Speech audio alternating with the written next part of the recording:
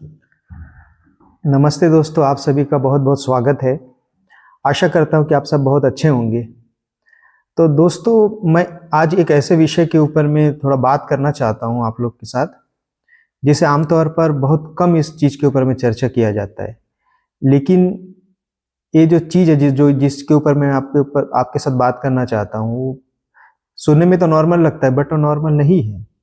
ये देश के विकास और आम पब्लिक का जो आय और व्यय होता है और देश की प्रगति, उसके ऊपर में ये बहुत बड़ा फैक्टर साबित हो सकता है। बट आमतौर पर इसके ऊपर में चर्चा नहीं करते हैं। बट मुझे लगता है ये इसके बारे में जानते सब हैं, बट इसको उतना ज़्यादा वैल्यू नहीं देते हैं। तो दोस्तों, आप सोच रहे होंगे कि मैं किस चीज़ के ऊपर में चर्चा करना चाहता हूँ। तो दोस्तों, ऐसा होता है कि आपने खुद अनुभव किया होगा, जैसे हम लोग मार्केट में जाते हैं, बाजार में जाते हैं, है ना? तो बहुत सारे प्रोडक्ट खरीदते हैं हम, बहुत सारे उत्पाद खरीदते हैं हम। बट आपने कभी गौर किया है, उसमें कभी एमआरपी का कई सारे वस्तु या कई सारे उत्पाद ऐसे होते हैं जिसमें या फिर एमआरपी लिखा हुआ रहता है, बट उसका उस रेट में हम लोग उसको देते नहीं हैं। या फिर बहुत सारे ऐसे उत्पाद होते हैं या फिर कोई जैसे सर्विस भी होती है, बट उसको जैसा दुकानदार सामने वाला जो उसका जो रेट लगा है अपने हिसाब से हम उसको, वो जो बोलता है उसका बात को मान के हम उसका एक फिक्स प्राइस दे देते हैं। बट आपने कभी इस बारे में विचार किया कि वास्तव में हम जो उसका जो प्राइस दे रहे हैं दुकानदार को, क्या वो सही है, वो जायज़ है? और अगर आप बहुत ध्यानपूर्वक इस बारे में विचार करेंगे तो आप देखेंगे हम अपने दैनिक जीवन में बहुत सारे सर्विस या बहुत सारे प्रोडक्ट है जिसको हम जो है, सामने वाला दुकानदार बोल देता है कि हाँ इसका रेट इतना है, हम खुशी खुशी दे देते हैं। जबकि हमको पता ही नहीं है, आम पब्लिक को पता ही नहीं है कि वास्तव में हम जो उसका जो प्राइस दे रहे हैं वास्तव में वो वाजिब है या नहीं। बहुत सारी चीज़ें आप देखेंगे, जैसे कि मार्केट में हम जाते हैं, जैसे कोई खासकर मैं देखा हूँ जो गारमेंट्स होते हैं, हम कपड़े खरीदने जाते हैं, उसमें कभी आपने देखा है कि वहाँ पर उसमें एमआरपी लिखा रहता है? बहुत कम ऐसे गारमेंट्स में एमआरपी लिखा होता है, लेकिन उसमें लिखा रहे चाहे मत रहे उसका कोई मतलब ही नहीं है। क्योंकि मान के चलिए उसमें लिखा हुआ है, जैसे हम एक बनियान लेके आते हैं, उसमें लिखा हुआ है 100 रुपये, क्या हम 100 रुपये देते हैं? हम नहीं देते, उसे बहुत कम देते हैं। मेरा ये कहना है कि अगर वो एमआरपी सही है तो हम एमआरपी रेट ही दे दें ना, हम भाव मोल क्यों करें? और दुकानदार उसे बहुत कम डिस्काउंट में हम लोग को दे देता है। इसका मतलब वो जो एमआरपी है वो रहे चाहे मत रहे उसका कोई वैल्यू नहीं है। जैसे शूज़ खरीदने जाते हैं, उसमें भी कोई एमआरपी नहीं लिखा हुआ रहता है, या फिर लिखा भी हुआ रहता है लेकिन एमआरपी से हम बहुत कम रेट में, ज़्यादा नहीं कम रेट में देते हैं। इसका मतलब ये है कि उसका जो एमआरपी है वो सही नहीं है। तो मेरा ये कहना है कि एमआरपी जो है वो रहना चाहिए, और बिल्कुल मतलब उसमें जो एमआरपी रहता है वो एमआरपी उसमें जो तय करने का एक मापदंड, सही मापदंड होना चाहिए जिसके द्वारा भी तय किया जाता है, और उसमें किसी प्रकार का भाव मोल नहीं होना चाहिए। जो एमआरपी होता है, मेरा आज का वीडियो बनाने का उद्देश्य यही है कि बहुत सारे प्रोडक्ट जिसके ऊपर में एमआरपी एकदम सही होना चाहिए, एकदम जो उसका सही जो कीमत है वो होना चाहिए। अब वो कैसे तय होता है नहीं होता है वो मुझे नहीं पता, बट जो भी तय करता है उसके ऊपर गवर्नमेंट का पूरा कंट्रोल होना चाहिए, और उसका एक सही एमआरपी होना चाहिए, ताकि जो खरीदार होता है, जो उसको खरीदता है, उसको ऐसा लगना ही नहीं चाहिए कि मैं बहुत ज़्यादा दे के आया हूँ या बहुत कम दे के आया हूँ। मतलब ऐसा सटीक होना चाहिए जिससे दुकानदार का अपना प्रॉफिट मार्जिन भी होना चाहिए, और साथ में किसी भी कस्टमर को मतलब नुकसान नहीं होना चाहिए। इस टाइप का एमआरपी होता है। बट ऐसा बहुत सारे प्रोडक्ट, मैं सिर्फ 2 एग्जांपल दिया, ऐसे बहुत सारे एग्जांपल आपको मिल जाएंगे। जब हम मार्केट में जाते हैं तो वहाँ पर एमआरपी या फिर नहीं रहता है, या एमआरपी से बहुत कम, या फिर बहुत ज़्यादा तो बहुत कम होता है बट बहुत कम देते हैं। इसका मतलब ये है कि ये जो एमआरपी है उसका कोई वैल्यू ही नहीं है। या फिर जैसे हम भाव मोल भी करते हैं बहुत सारे प्रोडक्ट के ऊपर में, उसमें भी बहुत ज़्यादा, जैसे कोई दुकानदार अपने मन से बोल दिया कि इसका जो प्राइस है, इस प्रोडक्ट का प्राइस है 1000 रुपये, हम भाव मोल करते करते उसको मान के 600 रुपये में दे के आ जाते हैं और हम बहुत खुश हो जाते हैं कि हमने बहुत कम प्राइस में इसको परचेस कर लिया। बट क्या हम जो प्राइस दे के आ रहे हैं, क्या हम पूरी तरह से आश्वस्त हैं कि हम जो प्राइस दे के आए हैं वो सही है?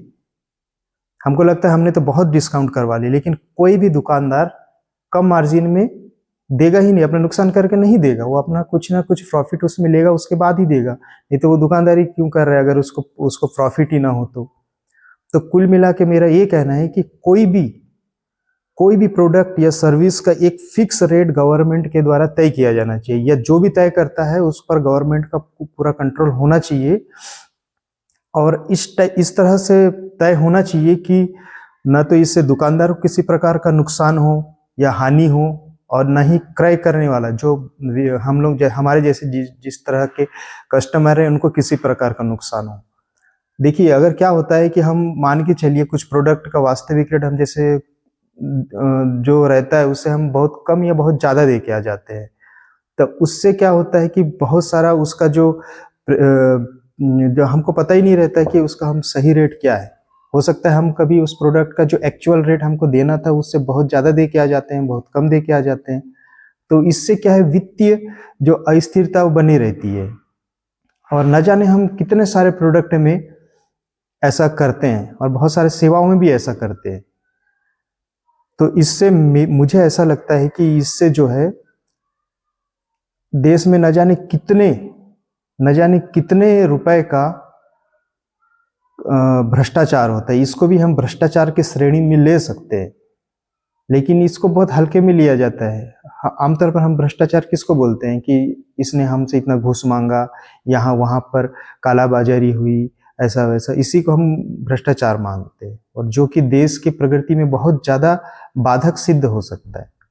तो मेरा ये कहना है कि सीधी और साफ बात कि कोई भी सर्विस में या फिर कोई भी प्रोडक्ट में एक सही मार्जिन के साथ, जिसमें कस्टमर को भी नुकसान ना हो और न ही दुकानदार को, न ही सर्विस प्रदाता व्यक्ति को किसी प्रकार का नुकसान नहीं होना चाहिए। उनका प्रॉफिट मार्जिन के साथ एक सही वाजिब एमआरपी या सही प्राइस होना चाहिए, जिससे विक्रेता और क्रेता दोनों को फायदा होना चाहिए। बट आमतौर पर हम देखते हैं एक आम आदमी जब कभी भी कहीं को सामान खरीदने जाता है तो कई बार ऐसा होता है कि वो उसको पता ही नहीं रहता है वो ज़्यादा दे के आ रहा है कि कम दे रहा है। इस चक्कर में बहुत बार ऐसा होता है कि वो ज़्यादा पैसा दे के आ जाता है।